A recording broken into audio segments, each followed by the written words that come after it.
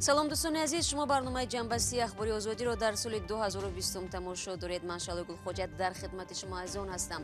дар 15 дақиқаи барномаи имрӯз 30 декабр ин мавзӯъҳо матраҳ мешаванд. иттиҳоми фасодкорӣ дар бозсозии қалъаи муғ. Додситонии вилояти Суғд мегӯяд масъулони ҳукумати шаҳри Сарафшан маблағи буҷаро ғайри мақсаднок истифода карданд. ба ангишту ҳезум гузаред. дар Тоҷикистон маъракаи фарогирии даъвати сокинон аз сарфакорона истифода бурдани қувваи барқ идома дорад. омада пешкора кандам фрида намондан иҷозат надодан дигар пешкора ба чӣ хел ки намехонада. ва нобовар Чаноров поёни соли кӯҳану омадани соли нави милодиро барои бинандагони радиои Озодӣ табрик мекунад. ай мо кабутар азом жившта ма ке то парпар азом жившта. соли наватон муборак бод. вакилони тоҷик имрӯз ширкати ғайюрро 5 сол аз пардохти молиёт ва боҷи гумрукӣ озод карданд. раиси ширкат Акбар Ғуломов писари муовини пешини сарвазири Тоҷикистон Асадулло Ғуломов аст. ширкати ғайюр бино ба шартномааш бо ҳукумати Тоҷикистон дар душанбе корхонаи истеҳсоли халтаҳои пластикӣ месозад. масъулони ширкат гуфтанд 100 нафарро бо кор таъмин ва дар як сол 50 миллион халта истеҳсол мекунанд. корхонаҳои Акбар Ғуломов дар гузашта низ аз имтиёзҳои молӣ бархурдор буданд, дар ҳоле ки баъзе моликони ширкатҳои дигар аз гаронии андоз шикоят доранд ва мегӯянд дар Тоҷикистон асосан афроди наздик ба мансабдорон имтиёз мегиранд. мақомот бошанд чунин иддаоро рад мекунанд. Додситонии вилояти Суғд масъулони ҳукумати Истарафшанро барои ба гуфтаи онҳо ғайри ҳадафмандона истифода кардани тақрибан 1 миллион сомонии буҷа муттаҳам кард. намояндагони ҳукумати Истарафшан вуҷуди мушкилро тасдиқ карданд, аммо гуфтанд баҳс бар сари 300 000 сомонӣ аст. кайомарсиятто гузориш медиҳад. фурқат хоҷазода додситони вилояти Суғд рӯзи 30 декабр дар нишасте дар Хуҷанд гуфт маблағҳоро ҳангоми бозсозии қалъаи муғ ба шахсе доданд ки ба кори сохтмон ҳеҷ рабт надошт.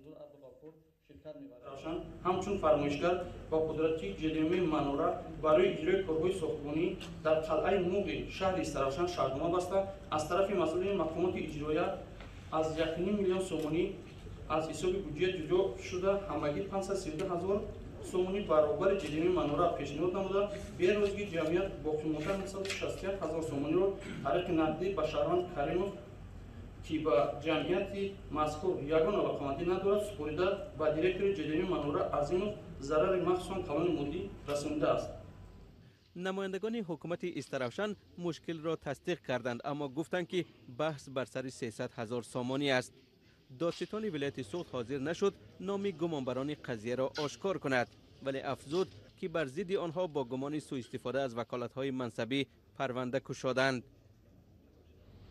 прокуратураи вилоят нисбати шахсони мансабдори мақомоти иҷроии ҳокимияти давлатии шаҳри Истарафшан парвандаи ҷиноятӣ оғоз намуда ҳоло тафтиши пешакӣ идома дорад. бобоҷон Сабуров мудири шӯъбаи сохтмони асосии ҳукумати шаҳри Истарафшан рӯзи 30 декабр ба радиои Озодӣ гуфт шартнома дар замони раиси шаҳр будани Баҳром Иноятзода имзо гардида буд. Баҳром Иноятзодаро ки баъдан раиси шаҳри Кӯлоб шуд, моҳи ноябри имсол ба 12 соли зиндон маҳкум карданд. ӯ ба суистифода аз мансаб ва ҷиноятҳои дигар гунаҳкор дониста шуд.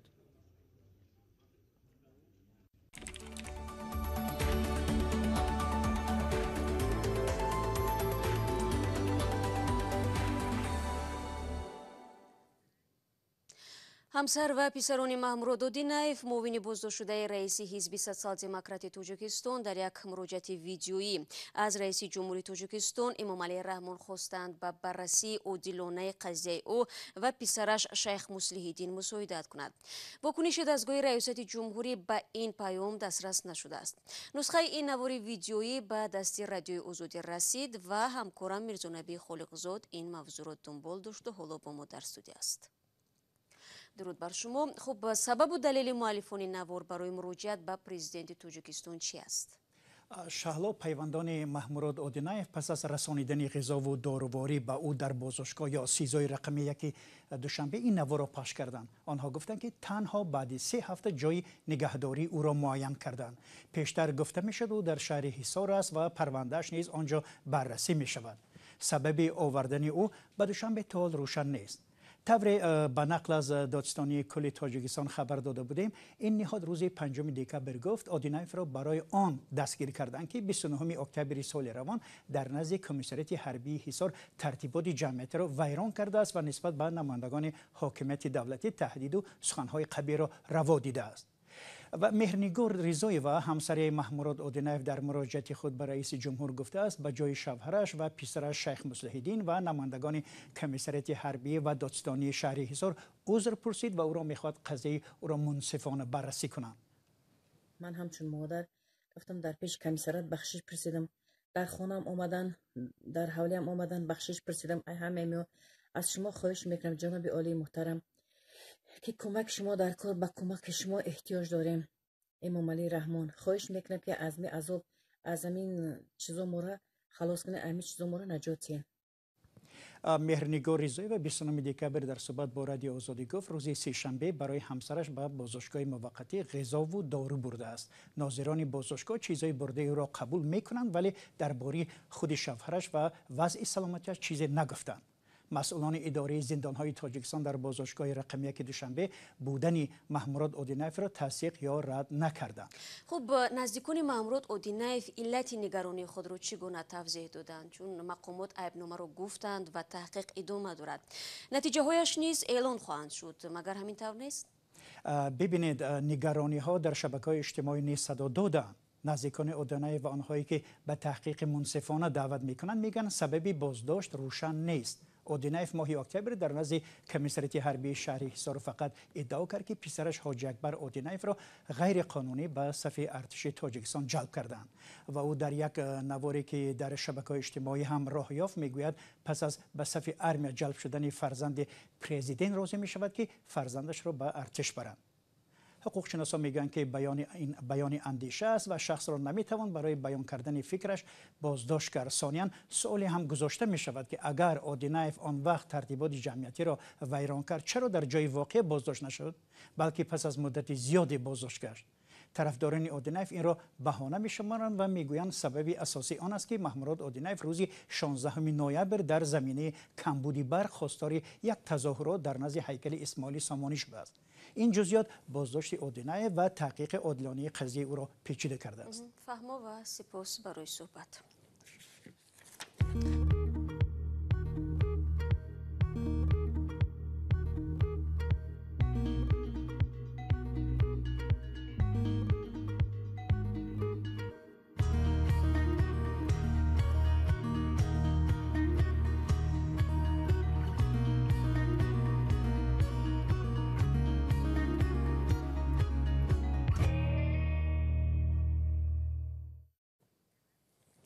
شما برنامه خبری رادیو ازودی رو تماشا دارید. برق را بیهوده استفاده نبرید وگرنه دوباره لیمیت جوری می شود. یک هفته است که از یاردمچیان رئیس جمهور تا وزیران و رئیسان کمیته های دولتی با همین پیام به نزد مردم رفتند تا به گفته خودشان ساکنان را به صرفه‌کاری برق دعوت کنند. ساکنان در پاسخ به این دعوت ها میگویند آنها نیز به زیاد صرف کردن برق هوسمند نیستند. در عین زمان روزهای اخیر الکی چندین خبری مربوط به جریمه شدن افراد الوهیده برای دزدی برق نشر شده است. مولرجب یوسفی و شهلای عبدالله موضوع را ادامه میدهند. عبدالرحمن خوجه حیدروف چایخانه‌چی است و کار به سیاست و اقتصاد کشور ندارد. هفته گذشته نمایندگان حکومت نزدش آمده طلب کردند که برق را صرفه‌کارانه استفاده برد، زیرا در آبانبارهای تاجیکستان آبی کم مانده است. همون آب کم شدگی، همون به اعصاب همون سمت‌دار رای شدگی اکرام کنتان افتاستی هم.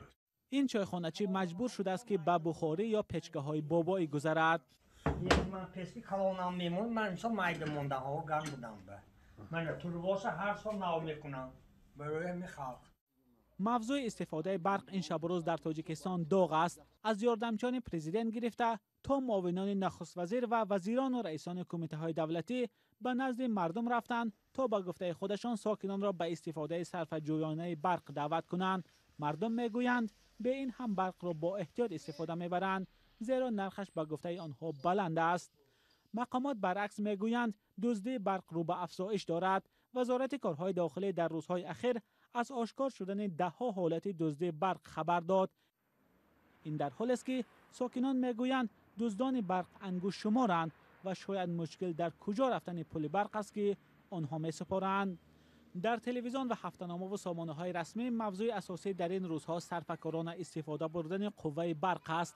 دعوتی که ساکنان میگویند به گفته مقامات هم میدانند و بسیاری ها از شرح دادن سبب این معرکه فراگیر عاجزند. ایمو گرمی خونم ایمو برق حمید روشنی خونم برق. عبدالرحمن اشوروف 76 سال دارد و در بلند آشانه‌های شهر وحدت زندگی می‌کند. او نظرها درباره آنکه ساکنان در استفاده برق اسرافکاری می‌کنند را رد می‌کند. با گفته اشوروف آنها علاج ندارند. می وقت ما باوری ندارم که یک از زیاتی همه از کسای زیاتی برق استفاده بره. اینا ما می خونده خود زندگانی کنی چیکار می‌کنیم؟ ما پیچکه داشتم. اینا دیدی اینا الان خونی ما اونا همه پیچکه بود. همین قسال وقتی که محدودیت بود برق ما پیچکه شنوندگی بودم. آمده پیچکه رو کندم فریدا نموندن اجازه ندادن دیگه پیچکه رو با چیکار کنیم میخونه کنی باتری ها هست که چی وای کنن.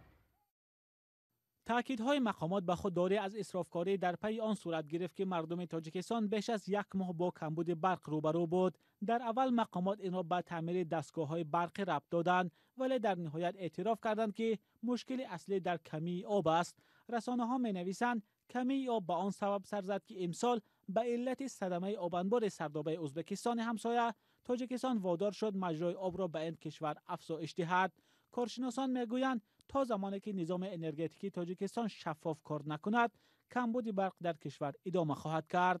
ما اکنون طبیعت گناهکار میکنیم وقت‌های اخیر. ببینید تا جای رسیدگی ما گفتی ورس می کمپیتنسی خودمون بوری طبیعت بکنیم.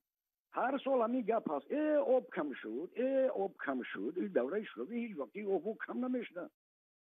مسئولین برق تاجیک پیشتر چنین انتقادها را رد کرده گفته بودند نظام انرژتیکی تاجیکستان به طبیعت بستگی زیاد دارد، اما معرکه تبلیغاتی امروزه ساکنان را نگران میکند که شاید بی برقی ها در پیشند.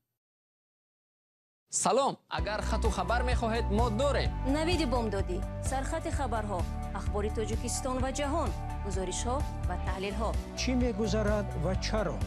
دانستن فهمیدن است. زمینه یا اپ ما را بگیرید.